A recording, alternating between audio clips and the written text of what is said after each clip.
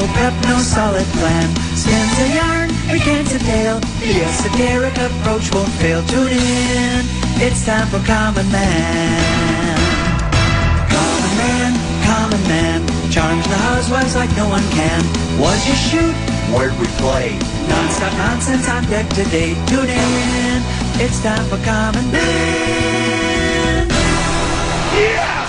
Why should anybody aspire to be a common man, an average man? Do you realize what it means to be average? That means you're the best of the lousiest, and the lousiest of the best.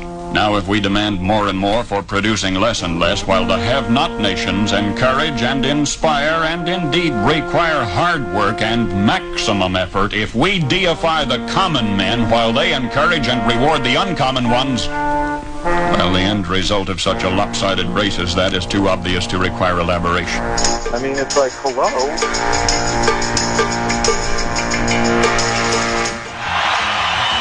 83-83 Wolves and Celtics tied in Game 7 of the NBA Finals. Walt trying to go right on Ricky, can't find room, drops it down to Candy. Candy, the former #1 pick, going against the guy he was traded for, Mark. Paul Pierce open in the corner. Candy can't find him. He shoots. Blocked by Mark. Here comes Marcus the other way to Justin. Justin quickly to Ricky. Ricky through the lane. By Wally. By Candy for two at the buzzer. And it rolls in. And Kevin McHale looks at the Target Center crowd and says, "What do you think of my general managing now?" As the Wolves are NBA champions here in Minneapolis. What do you think of my defense now? Say. I just want to say, you doubted us, but now we're here. Get back, guys. Here it is. The season's on the line. Two receivers left and right. McCown takes the snap. He steps up. He's all by himself. Fires into the end zone. Intercepted by Antoine Winfield.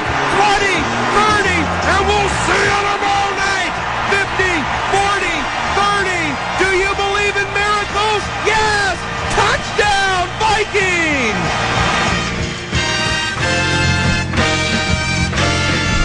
I think we have a very good mix right now. I mean, the morning show does well, comparatively speaking, especially given what it has to go against. Dubers and I have done well, knock on wood, for 4 years. Common and Hartman have done okay, and Barrero is, in my estimation, the primetime player on our station. And cultivating a couple of kids in Sludge and Lake, and, you know, we have the Vikings and maybe some things down the road, so I think we're strong right now. Let's play!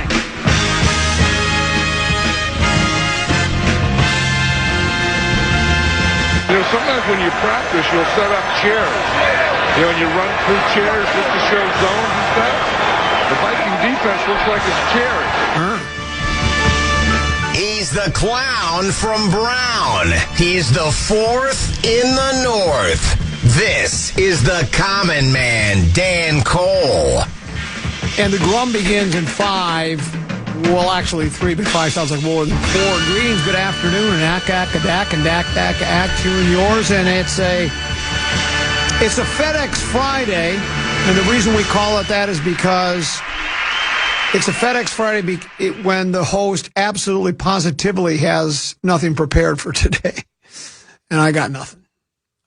Which really isn't any different than a Manic Monday or a Talker Tuesday or What's Up Wednesday or Wet Blanket Wednesday or Throw in the Towel Thursday.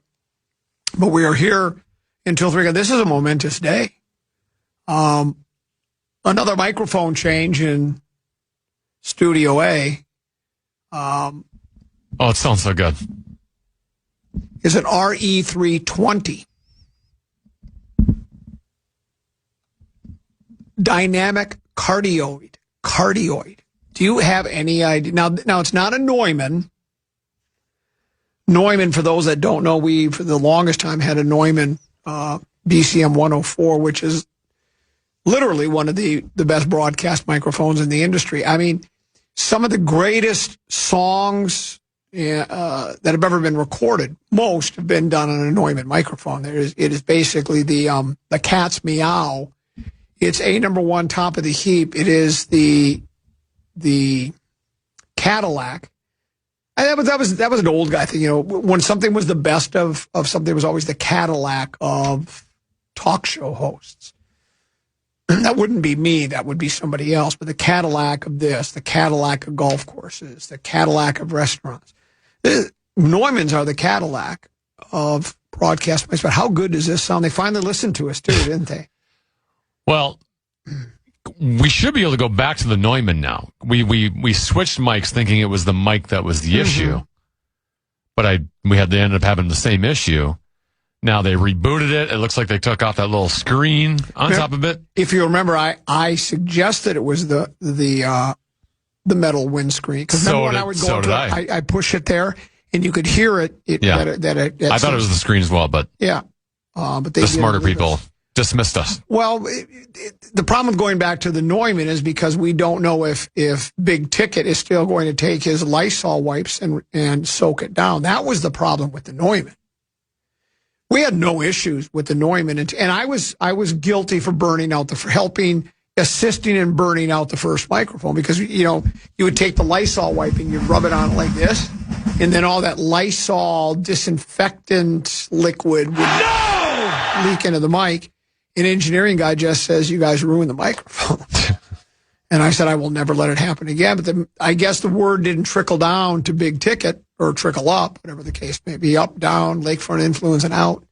It'll be 45 degrees. It won't be a typical October 31st in Buffalo, New York. But so that sounds so good. It really does. It's got a better timbre to it. It's a better microphone. How long? But the question is, can we make it last? That's the question. Is can we make? I always love that one. There's a magazine, Teneby. I don't know if you're familiar with it. I mean, I subscribe to a lot of different magazines. Which ones? Well, I subscribe to Time, U.S. World News, Newsweek, Sports Illustrated, Popular Mechanics, Popular Nuts and Bolts, Popular Cooking, and another one that's called Lick My Whip. And I also, it's called Kingdom. It's an Arnold Palmer-based magazine. Comes out 4 times a year. Winter, spring, summer, or fall. And it says Kingdom, summer of 2026, luxury, lifestyle, golf. The kind of lifestyle, the kind of luxury, the kind of golf you and I would love to be a part of, but we're on the outside looking in, right? So I'm just paging through it yesterday on my deck, my big deck. From BigDeck.com. You have a big deck? From BigDeck.com. Get your deck on BigDeck.com. Is your wife satisfied with your big deck? Yeah, she likes it. She thinks it's terrific.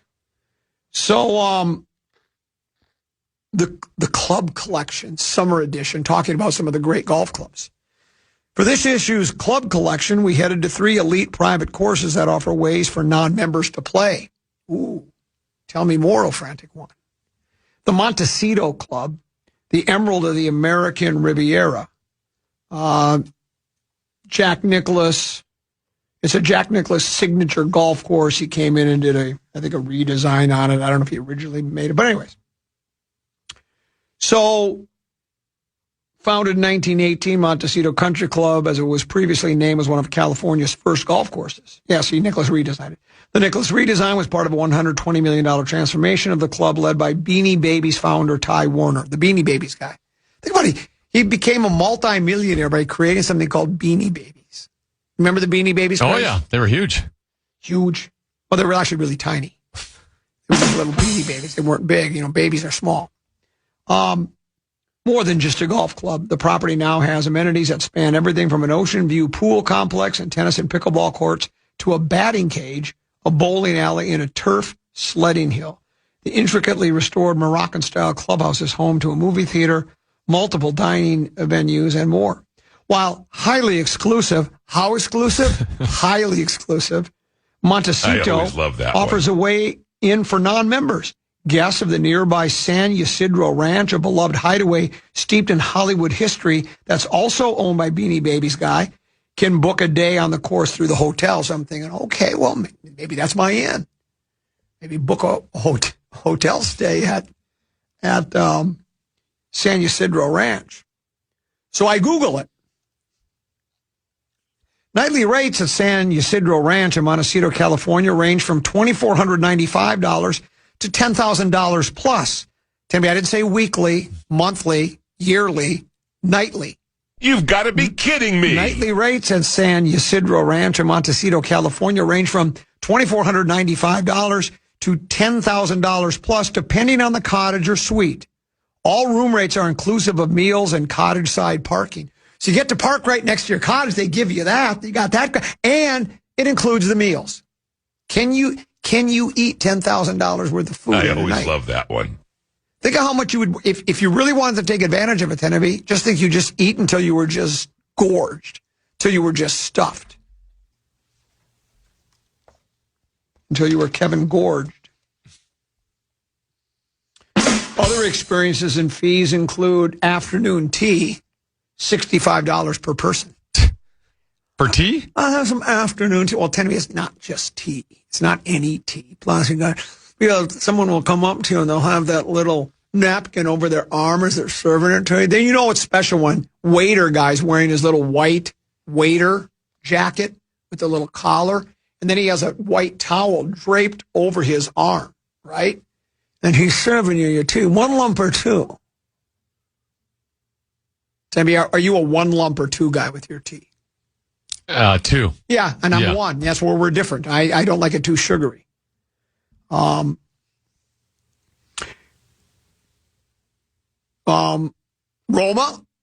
allowed $150 per stay.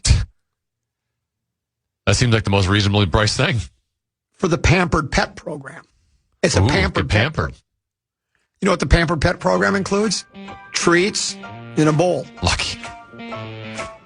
Weddings. Event fees range from $2,500 to $30,000 with venue buyout starting at $175,000, approaching $1 million. So in other words, Tennessee, it's not a wedding unless it costs you $1 million. Is it? Come on. So needless to say, Tennessee, I will not be playing the Montecito Golf Club anytime soon. You and I both. Because I don't have an in there. I don't know a guy who knows a guy who knows a guy. Ask me if it's exclusive. Is it exclusive? Highly exclusive. And I thought, I got the back door in. I can stay at the hotel. I knew it was going to cost more than a Super 8. $10,000 a night in some cases. There you go. We had declared. I had several people yesterday ask me via the Bradshaw and Bryant KFAN text line to make this a LeBron free zone, and so we're not going to talk about LeBron until he signs. I still think, mark my words, Tennessee, take it to the bank. He's signing with Golden State. I know he's going. I'm going Miami. You're going Miami? Yep. Let's do this. Let's dive into it on the other side of the break. Let's see if he's close to making a decision. We'll break. We'll come back. As we go to break, it's time. Speaking of BigDeck.com, Tennessee has a keyword for us. The Fan and BigDeck.com want to give you a shot to win bonus bucks with our national cash contest. Enter the keyword dollar at KFAN.com now for a shot at winning. The keyword is dollar. Enter now at KFAN.com.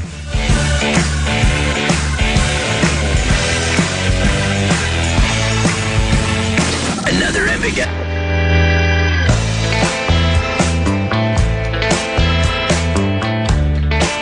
Want to chime in on what's happening with your favorite KFM program?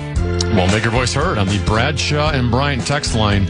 Let us know what you have to say by texting your message to 64686. That's 64686. Standard message and data rates apply. A slice of the San Ysidro Ranch is brought to you by our friends at Affordable Electric. For all of your electrical needs, let's say you are doing a home remodel. You need somebody to do the electric. Check. Let me say that better. Check. The folks at Affordable Electric can do that. If you're planning to sell, you don't want to slow down the closing if you have electrical issues, so have them take a look at your house top to bottom and make sure everything is ship shape, regardless of your electrical needs. I highly recommend Affordable Electric. 612-331-VOLT, 612-331-VOLT, or go to affordable-electric.com, affordable-electric.com. And remember, Affordable Electric is, shocking affordable. So we were talking about this is a slice of life that I don't think, maybe, your wife's a high-powered attorney. Maybe there'll be a day that you guys will be able to enjoy this slice of life. It's in Santa Barbara, California, the San Ysidro Ranch. It's the #1 boutique hotel in the world. #1. How do they determine that? I don't know. They probably, whoever rates the boutique hotel awards, they probably gave big fat sacks of Tennessee and Common Man provided cash. No, wait, we don't stay at places like that. I mean, how would you make that last? Here's what it says. An American icon experience. In celebration of America's 250th anniversary, San Ysidro Ranch invites guests into one of the nation's most iconic love stories. An immersive experience inspired by the honeymoon of Jacqueline and President John F. Kennedy. They honeymooned there, Tennessee. Oh. The ranch has a historical guest list. Groucho Marx. I wouldn't want to belong to a club that would have me as a member. I wouldn't want to stay at a hotel that would allow me to spend a night there. Winston Churchill. This is our darkest hour. Sinclair Lewis. He was the guy that started the Sinclair gas station. Did you know that? Sinclair Lewis. He's from Minnesota. And John Huston, who finished writing the screenplay for The African Queen while in residence. How do we know that? Did he go up to the front desk, he was checking out and say, hey, by the way, thanks, it was a great stay, and I finished the screenplay for The African Queen. How do they know we finished it there? Did they ask him? I think they're making that up as they go along. In other words, Tennessee, they're trying to make their place look even more special than it really is. Trying to prop up their sagging ratings. Laurence Olivier and Vivian Lee exchanged midnight wedding vows on the grounds. Aw, how sweet. Aw. And Camelot began here with John and Jackie. Oh, we already mentioned that. They have a cottage that bears their name. Ultimate seclusion. Are the cottages secluded? Ultimate secluded. Very secluded. Tucked away in the leafy foothills of Santa Barbara, San Ysidro Ranch offers a unique blend of privacy, peace, and tranquility in an idyllic setting. 38 vine-covered cottages surrounded by incredibly landscaped gardens with flowers always in bloom under a canopy of stately sycamores and gnarled oaks. I want my money back. I don't want gnarly oaks. I want beautiful oaks. They make this exclusive property destination unplugged from the rest of the world. Citrus groves, olive trees, brilliantly covered lantanas. What's a lantana? Huh? Lily pond, sweet smell of orange blossoms, fragrant magnolias, and warm smell of colitas rising up through the air make you think you have just discovered a slice of paradise. And at that price, it better be paradise. Lantana is a genus of about 150 species of perennial flowering plants in the verbena family. The verbena family. They're native to tropical regions of the Americas, but exist as an introduced species in numerous areas, especially in the Australian Pacific region. And the Ysidro Ranch, San Ysidro. Individually decorated cottages feature a gated entry with an enclosed garden and adjacent private parking. Interiors are sprinkled with antiques and original artwork, recalling a relaxed European country home feel. Furnishings include Persian rugs, stone fireplaces, king-size 4-poster beds, oversized sunken spas, and outdoor rainfall showers. Get better for $10,000 a night. Better come with an umbrella for those outdoor rainfall showers, too. Complimentary dining included with every stay. Oh, 10 a year out. Premier dining experience, all included complimentary each day, showcasing rich palette of herbs and vegetables sourced from the on-site chef's garden. Yucky. Right. Yeah, you're wondering if they have McDonald's takeout that maybe you could have. At the Stone House, original 19th century citrus packing facility, now a restaurant, honored with a Wine Spectator Grand Award. Underground Speakeasy, Forbes Travel Guide, Star Bar, one of only 37 in the world. It's just beautiful. Home fairy tale weddings. Oh, and they show a couple kissing out in the field. Isn't that lovely? Oh. Seeking the San Ysidro Ranch, brought to you by our friends at Affordably Electric. Well, it's over. I'm disappointed Rosie's not here today because I'm sure he knows all about this place. He's probably stayed there, him and Carm. I'm sure he does. I was just notified on the Bradshaw and Bryant text line that says Oprah has a $100 million estate in Montecito called the Promised Land. Oh. To those who wish, much is promised. Something like that.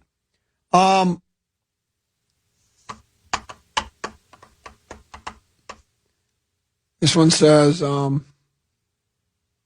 Bradshaw and Brian KFAN text line.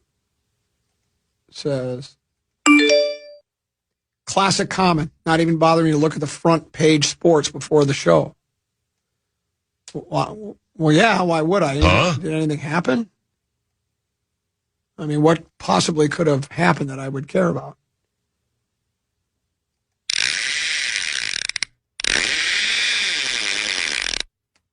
I wonder how tall this text messenger is and how much he weighs. We're catch and release, and it is official. My sources tell me that LeBron James is signed with the Cleveland Cavaliers. He's going home. Oh my gosh, you are above average at that. To a place he's never been before. He's going to Philadelphia, Tennessee. Streets of Philadelphia. Streets of Philadelphia. Philadelphia Freedom. Yep. He's going to Philadelphia, and Ant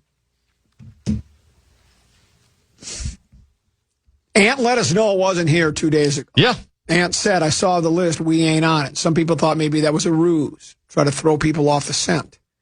I really did think it was going to be, and it was probably crazy to think that way. I just thought he'd want to team up with, someone of his ilk as far as accomplishments on a basketball court. There's really not many that match, currently playing right now, that match LeBron's achievements other than Steph Curry. And I thought he and Steph and, maybe find a way to get, there was rumors they were going to try to get street clothes, get the old band back together. And then,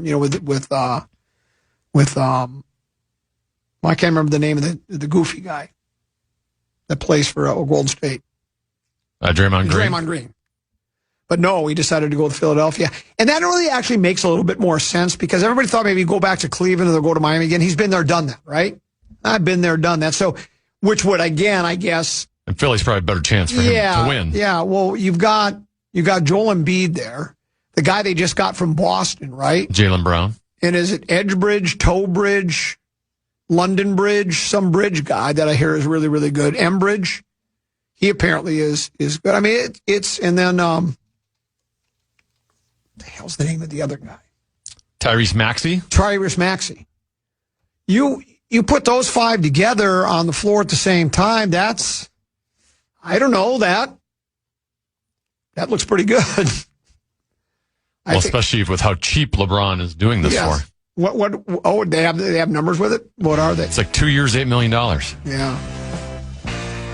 And that's what we talked about. And there were people that thought, well, salary cap ramifications, but he's made so much money.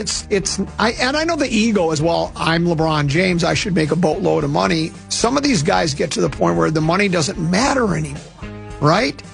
The amount of money he's a billionaire. What's the difference if it's 8 million, 20 million, 40 million? It's walking around money for him. So he won't be coming here, and so now what do? We don't have a power forward. Do you think that maybe the Wolves thought they were pretty confident they could convince him to come here, so they made those trades we got rid of our two power forwards, Randall and Nas.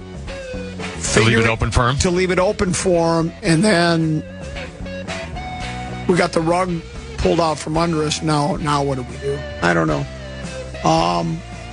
Let's break and come back. Talk a little of this, dad, lad, including a little LeBron talk and some other topics as well here on the Common Man program on The Fan.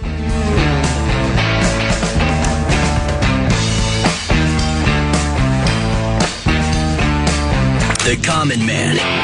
Well, he's a dinosaur. I love his personality. I love the way he approaches things. Weekdays at noon. Get closer to the action with KFAN. Breaking sports news, exclusive contests, and more. Follow at KFAN 1003 on Instagram, TikTok, Facebook, and X to stay connected. Couple 13-14 past. Common Man program on Common East 10 to be.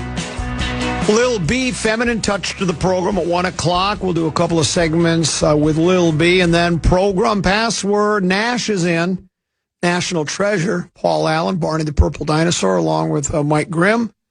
And so the Boxes, voice of the Vikes and voice of the Gophers will join us for program password at 1:30. Tomorrow, final tee to green. of the summer season, live from the TPC of the Twin Cities through the third round of the 3M Open. And second round action taking place right now. How about this for a scorecard, Tenneby? This is Michael Kim. Par, birdie, birdie, birdie, birdie, birdie, par, birdie, shoots a 29 on the front, 6 under. Back nine, birdie, par, birdie, par, birdie, birdie, birdie, birdie for a 59. Is that good? 14 under 59 or 12 under 59, pretty darn good. Yeah, 12 under today. And shoots a 15. 10-shot difference from his first round. Absolutely. And one of the, I don't know how many 59s there now are on PGA history. There was a time when there's only like 1 or 2, and that lasted for decades. But now I think there's a couple 13, 14 people that have shot 59 now on PGA Tour. We talked a lot a bit about Muzzy Donahue, who Muzzy got a sponsor's exemption from Hollis Cabner. He attended school at St. Thomas Academy, played golf at Boston College in Santa Clara. I had played one PGA America's Tour event. That's like double A of PGA. You have the PGA Tour, you have the Korn Ferry, and then you have the PGA Americas. He's on fire today, too, yes. Tenneby. He is 8 under on the day, 6 under for the tournament. He's tied for 15. The cut line, let's see if it's still the projected cut line, I think, was -2. Is it still that? Every time I scroll down, I see 2 under, yeah. Yeah, 2 under. So he's well cleared. Yeah, he's well clear of that now. So got 5 holes to go, but yeah. It looks like Muzzy will make the weekend. Muzzy makes the weekend. So good for him. Not only make the weekend, but he's getting close enough where like this guy, might get a top 5, top 10 finish. Right. Well, but he's knocking on the door. Right. No, he is right now. But remember, if he's going low and guys are shooting 59s, the guys that haven't teed off yet, like they're going to go real low too. But you're right. I mean, if the other players struggle a little bit and don't go as low as like Muzzy is and like Kim is, but yeah, I mean, as we speak right now, he's in a perfect position. But they're tearing apart the TPC right now in Blaine. They're bringing it to its knees. So there you go. So at Tenneby, I guess we're not surprised. I don't think. I think some people might that LeBron decided to go somewhere other than Minnesota. I just never thought Minnesota was, as much as the basketball community here in town tried to make a case for it. It was wishful thinking. This would be the best place for him. And they did the old, because he doesn't have to shoulder the scoring burden because he's got Ant and LaMelo. He doesn't have to shoulder all of the rebounding burden because of Rudy Gobert. And he doesn't have to shoulder all the defensive chores, having to, guard one of the better, the best offensive player in the other team, because Jaden McDaniels can do that. Only makes sense. His best place is here. And what my comeback to that was, I guess, but at the same time, I don't think LeBron wants to go to a place. Of course, you could make the case that that's what he did at Philadelphia because they're pretty stacked too. I just never felt, and part of that maybe have been, it just seems as though, I mean, we've had, here in Minnesota, we've had we really have. The Favre thing, we talked about, that was the closest thing I could think of. And then I guess maybe Parisi Suter, but I don't know if that was as big as Favre. Certainly wouldn't have been as big as LeBron. No. And then Hughes, but that was a trade too. It's not like he, So those things don't happen to Minnesota sports teams very often, where a major name, and in the case of LeBron, one of the best basketball players of all time, decides to come to Minnesota. And so I don't know where that leaves us. And there were some that also thought the East would be better, because if indeed he wants to win a title, and his agent, remember, said on American, we ain't chasing titles. Well, yeah, kind of, because if he wasn't, he would have went and played for the Pelicans, right? He decided he wanted to go to a place where there was a team that was competitive, and let's face it, getting out of the East is probably easier than getting out of the That's what I'm saying. A lot of the Wolves fans and media said that the Wolves were the best place for him from a fit standpoint for winning. And I think Philadelphia just might be better in that regard because they also had a need at that spot that he could fill, but also an easier road. You don't have to go through San Antonio and Oklahoma City on that side. Exactly. You do. So I think Philadelphia might have been the best chance for him to win. Correct. You do have to go through the defending NBA champions, but and that's a quality team. They are. Bunsen Burner and Bodega Cat and all the rest. But you're right. I think certainly. Look, as we speak right now, as the dust of the LeBron news now settles, you look at the West. It's not that hard to figure out. I don't think we're going on a limb by saying Oklahoma City and San Antonio are 1-2, and after that, you could, if you want to make a case that the Wolves are the third best team, maybe the fourth best because you have Dallas, but Denver. Yeah. So again, and then the power forward position is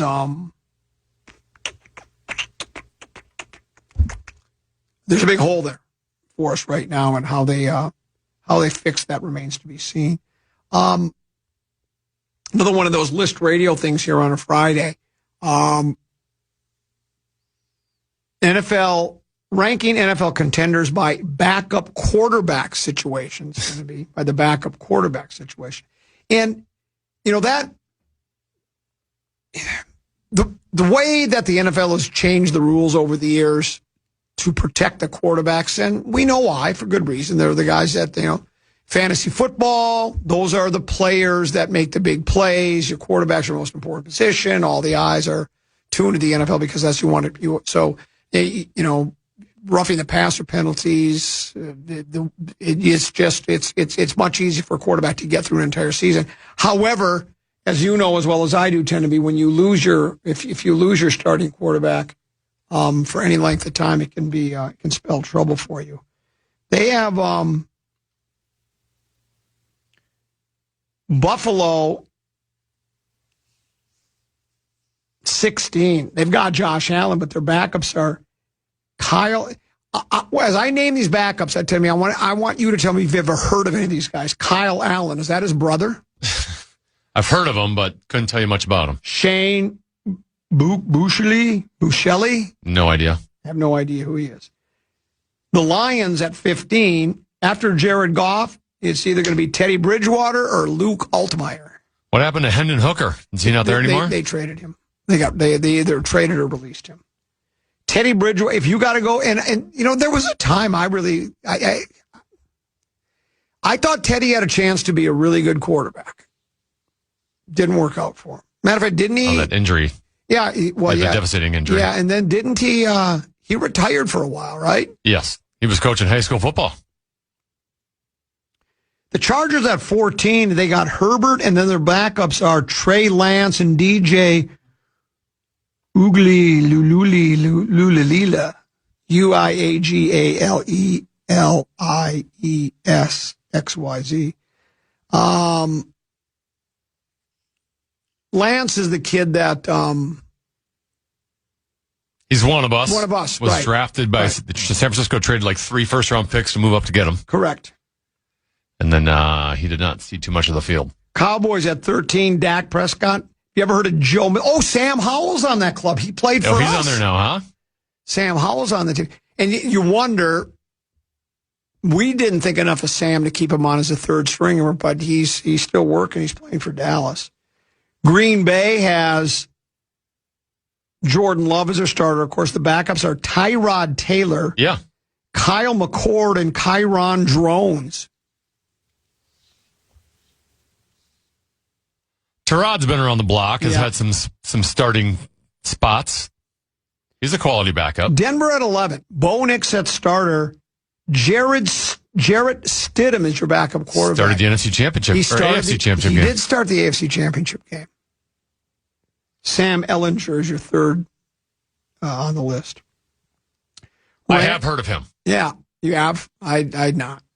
At 10, Matt Stafford, your starter. Then it's Ty Simpson. He's a rookie. Stetson Bennett, Matthew Caldwell. Yeah, Simpson they drafted in the first round this year. And some people have been like, well, why, when you're playing to win, are you using a first-round draft pick on Ty Simpson? Yeah. Well, that is a debate. It's one of those strategies where, oh boy, let's go back to the Atlanta one. They signed Kirk Cousins and then they draft Penix. And people thought, well, why would you do that? Well, Cousins can't play forever. He was coming off an injury, so you're eventually going to need a guy. So maybe they're really high. Is it Ty Simpson? Did I just say his name? Is that what it was? Yep. So if you use a first round pick too, you must be very you must like the kid an awful lot. So if you're already, your team's pretty loaded. I mean, they're a Super Bowl favorite. Why not go ahead and get your quarterback? Well, and they also didn't know if they'd ever be drafting that high anytime soon. That's exactly right. Eagles, because it was someone else's pick. Okay. Eagles at 9. Jalen Hurts is your starter. Your backups are Tanner McKee, Cole Payton, and the Red Rifle, Andy Dalton. Really? Red Is Rifle listed as 4th? Well, no, I just put him on the last one. What's that? The days of the Red Rifle as a week-to-week starter have long been over, but he's a wildly experienced backup with 169 starts to his name. He started at least one game at all 15 years of his career. I'd take him as my backup. Dalton may not be able to sling his way to victory, but he won't self-implode either, which is sometimes all the team asks for in a backup. And that is true, right? You know, you just basically go in there, you know, when it's time for him to go in, you know, your starters, you know, splayed out on the field. Backup guys throwing really quickly to try to warm his arm up, and the coach goes to him, just don't do anything stupid. Just don't do anything stupid. And Andy Dalton probably wouldn't do anything stupid. New England Patriots, the starter is Drake May. Your backups are Danny DeVito and Baron Morton. Who? Haven't heard of either. Morton's a word. You've heard of Danny DeVito before? Tommy DeVito. Oh, yeah, I've heard of Tommy. Yeah. Well, you've heard of Danny, too. Well, I've heard of Danny, and not as a quarterback. Yeah, a little limited by height. I spaced. Well, so is Kyler Murray. Who's taller, Kyler Murray or Danny DeVito? Ravens, after Lamar Jackson, Tyler Huntley, he's played a lot, hasn't he? He's been behind Lamar for a while now, and obviously Lamar's had some injury issues occasionally. Skylar Thompson, Diego Pavia. Didn't they just release him? They just let him go today, yesterday. Go. And then Joe Fagnano. Bears, Caleb Williams, the backups, familiar to a lot of us, Tyson, is it Bagent? Bagent, yeah. Case Keenum and Miller Moss, undrafted free agent. Those are your backups. Next up, the Chiefs behind Pat Mahomes, Justin Fields, Garrett Nussmeier, and Chris Oladokun. Who? Fields is okay, right? But you kind of close your eyes and just keep your fingers crossed. The backup, I like him a lot. Yeah. He's a borderline starter in this league. Oh, okay.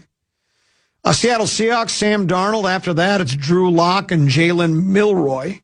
Lock's played a lot. Wasn't Lock one of those guys that was drafted in the first or second round and, you know, people thought he might have a chance to be a...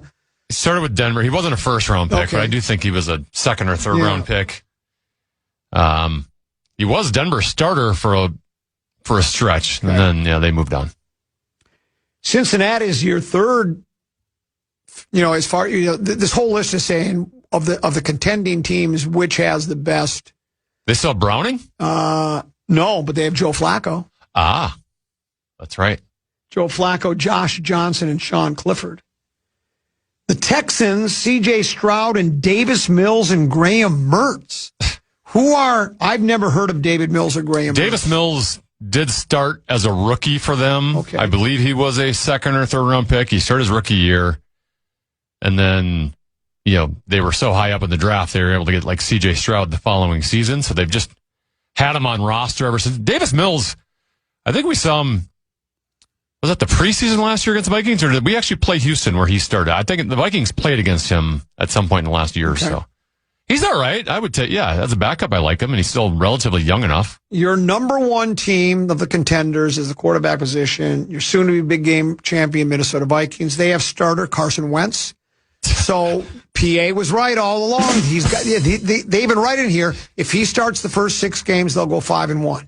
When your third string quarterback can lead you to a 5-1 record, you know you're stacked at that position. Well, that's it. Yeah. So Carson Wentz is number one, and your backups are J.J. McCarthy and Kyler Murray. So I always that's love the that best one. quarterback room in the league. It's actually San Fran, Brock Purdy, and then Mac Jones, Adrian Martinez, and Curtis Rourke.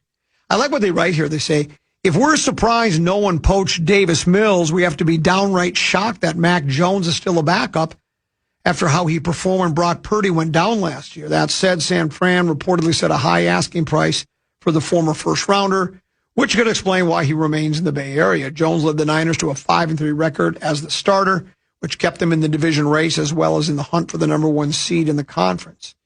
In his starts, Jones' numbers were stellar, completing 69.6% of his passes, 2,151 yards, 3 tutties, 6 picks, passer rating of 97.4. As he looks towards free agency next offseason, it wouldn't be surprising if he finds himself back as team's QB1 by this time next year. As a team, not the team he's currently on. For now, however, he's the best backup in the league. And, you know, it's interesting. Wasn't he a first-round pick, 15th overall by New England a few years ago, right? Mac Jones? Yes. And for some reason, was he just awful with New England then? Because 15th overall pick, again, that's not, you know, top 2 or 3. Did he? You have to remind me. He played a couple of years there, but he was the post Tom Brady. Right. Okay. Right? Brady moved on to Tampa Bay. They drafted Mac Jones, and they were full of mediocrity there. Yeah. You know, Mac Jones, I think, is one of those. You know, there's lots of quarterbacks like this in the league, and he's one of them where he needs the setup around him. Right? He's maybe like the worst running quarterback in the league. He's very immobile, but, you know, can be a drop-back passer that is relatively accurate, but he needs some playmakers to work with, and during that stretch, they did not have playmakers. We've, you know, Kevin O'Connell has been described by the national media, maybe even some media locally, I think, have referred to him as the quarterback whisperer. All kind of started with Pasternaut when he was forced into action, and I think it was was it a Monday night, Tuesday night, regardless, Sunday night game, regardless of what night it was a night game. And legend has it that Pasternaut barely knew the playbook. And so O'Connell was calling in the play store and almost kind of describing him what to do. You know, here's what we're going to do here. Now look for the guy that, and it was, and Pasternaut was brilliant in that first game. Matter of fact, we had all sorts of. Was that Atlanta, right? Yeah, I think so. And everybody got really excited. The next day, we were fielding text messages, emails, and calls from people saying, sign him to a $20 million contract right now. We've got our quarterback of the future. He was that. Well, he was great in that game. Yes. And then the following game, I believe, was New Orleans at home. Okay. And the first half, he was brilliant again. Right. Now, he started to show some cracks in the second half, but they won the game because they were up by so much. Yeah, we got a game and a half out of him where he looked brilliant. And so people thought this was our quarterback of the future. And then Cousins, before the injury, people claim it looked like Cousins was on to maybe his best season of his career. And then there's the Sam Darnold story, you know, and he became the quarterback whisperer. But as I brought up, Tenneby, and I still have the quotes if you want me to read them from Sam Darnold, he gave all the credit to Brock Purdy. And then that would lead me to believe that the Kyle Shanahan guy's pretty good at quarterbacking too. And now all of a sudden Mac Jones starts 8 games for San Francisco. And you heard the numbers, 5-3, 70% completion percentage. Was it 13 tutties to 6 interceptions and almost 97 something quarterback rating? I guess what I'm trying to say is it seems to me the real quarterback whisperer might be Kyle Shanahan. Because anybody that goes there turns out to be a pretty good quarterback. Brock Purdy. Other than Trey Lance, but yeah. Yeah, and Trey Lance. Well, but at least they knew. But they cut bait, yeah. Right, but they cut bait right away. They said, this guy doesn't have it. So some guys you can't fix, I would think, right? Doesn't matter how good. Sure. I mean, so my guess is people were high on Trey Lance. They made a mistake, but they at least They fessed up to their mistake, went in another direction, and look at them now. We'll take a break. We'll come back when we do Lil B, feminine touch of the program. She joins us on the Common Man program next.